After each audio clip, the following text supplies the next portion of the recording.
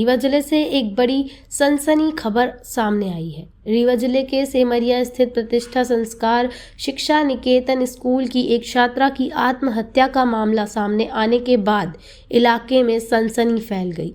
गुरुवार को पुलिस ने घटनास्थल से छात्रा का मोबाइल और एक सुसाइड नोट बरामद किया है, जिसने स्कूल और उसके एक शिक्षक पर गंभीर सवाल खड़े कर दिए हैं। पुलिस सूत्रों के अनुसार छात्रा ने अपने सुसाइड नोट में एक शिक्षक के व्यवहार पर गंभीर आरोप लगाए हैं। नोट में छात्रा ने लिखा है कि शिक्षक उसे मारते वक्त या सजा देते वक्त हाथ पकड़ लेता था और अनुचित व्यवहार करता था। छात्रा के परिजन और ग्रामीणों में इस घटना के बाद भारी आक्रोश है। दादा और पिता का कहना है कि छात्रा को घर पर कोई समस्या नहीं थी और वो सबकी लाडली थी। दादा ने सीधे तौर पर स्कूल पर टॉर्चर का आरोप लगाते हुए कहा कि उसकी समस्या और मौत की वजह स्कूल से जुड़ी हुई है। मैटर अब तो सुसाइड नोट लिख कर गई है और उसमें तो अभी तक हम लोगों को दोषी आदमी नहीं समझ में आया कि कौन है कौन नहीं है। उसके मोबाइल लॉक मोबाइल लॉक होने के कारण से उसका दोषी नहीं पता चला। पुलिस उसको ले गई। सुसाइड जो नोट लिखा है उसको भी ले गई। अब हम ये चाहते हैं कि यदि कोई दोषी है तो दोषी को बख्शा ना जाए और किसी निर्दोष व्यक्ति को माने प्रताड़ित न किया जाए। किसी को कि कोई प्रताड़ित करे, पुलिस उसको उससे पैसा दाम ले, ये नहीं चाहता। इस वजह आपको सामने दिख रही है बच्ची की सुसाइड की।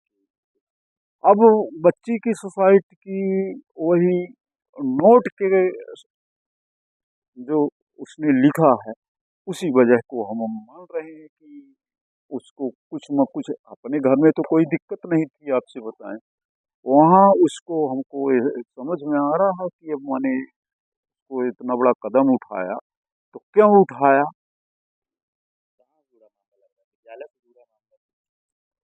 अब ये हम तो यही कहेंगे कि विद्यालय से मामला जुड़ा है। कौन से विद्यालय में पढ़ती थी?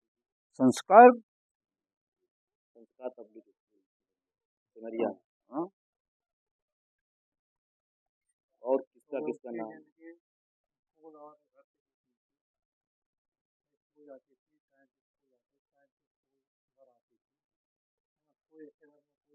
परिजनों ने कॉल डिटेल और स्कूल से जुड़े पहलुओं की गहन जांच की मांग की है।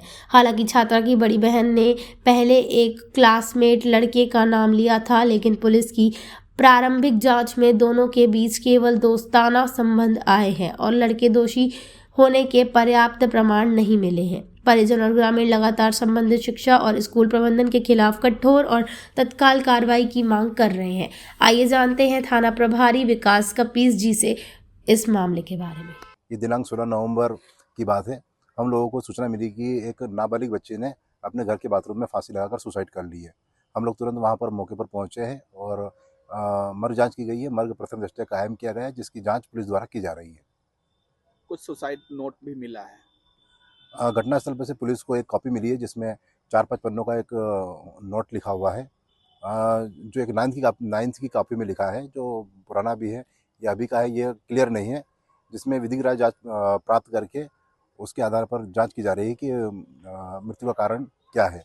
क्योंकि नोट को पढ़ने से प्रथम दृष्टया ये नहीं मालूम पड़ रहा है कि मृत्यु का स्पष्ट कारण क्या है। अभी कौन सी क्लास में पढ़ रही थी किशोरी? बालिका अभी 11th क्लास में है। किसी टीचर का जिक्र भी किया है उसमें? चूँकि वो जो नोट है वो लगभग जब बच्ची 8th क्लास में थी, 2-2.5 साल पुराना है, जिसमें टीचर की बात लिखी और अन्य भी बच्चों के बारे में लिखा हुआ है, जिसे पढ़कर ये स्पष्ट क्लियर नहीं बताया जा सकता कि वो सुसाइड का कारण है। इस संबंध में हमारे द्वारा विधिक जांच प्राप्त की जा रही है और विस्तृत मार्ग जांच की जा रही है। उसके आधार पर ये क्लियर होगा कि मृतका द्वारा किन कारणों से सुसाइड की गई।